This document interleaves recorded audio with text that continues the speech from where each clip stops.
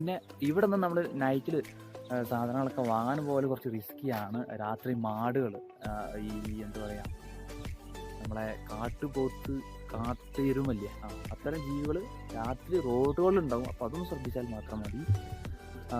രാത്രി റിസ്ക് ആവുമെന്നാണ് ഞാൻ ഉദ്ദേശിച്ചത്. ഓക്കെ.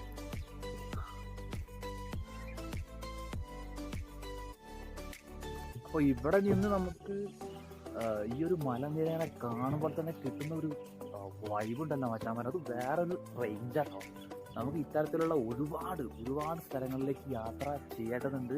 നിങ്ങൾ തീർച്ചയായിട്ടും ഇത്തരം വീഡിയോകൾക്ക് ലൈക്ക് ചെയ്യുക, നിങ്ങളെ സുഹൃത്തുക്കൾക്ക് ജസ്റ്റ് ഒന്ന് ഷെയർ ചെയ്യുക. ഓക്കെ. യാത്ര ഇഷ്ടപ്പെടുന്ന സുഹൃത്തുക്കൾക്ക് മാത്രം കേട്ടോ. യാത്ര ഇഷ്ടപ്പെടാത്ത സുഹൃത്തുക്കൾക്കും ജസ്റ്റ് ഒന്ന് ഷെയർ കൊടുക്കുക.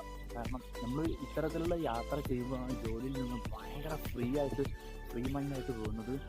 നമ്മുടെ ഈ കുറഞ്ഞ ഏജിൽ അല്ലേ, ഒന്ന് ആലോചിച്ച് നോക്കൂ, ഈ കുറഞ്ഞ ഏജിൽ നമ്മൾ കാണേണ്ട അടുത്തുള്ള സ്ഥലങ്ങളൊക്കെ പോയി കാണുക എന്നുള്ളതാണ്. ഇപ്പോൾ നമുക്ക്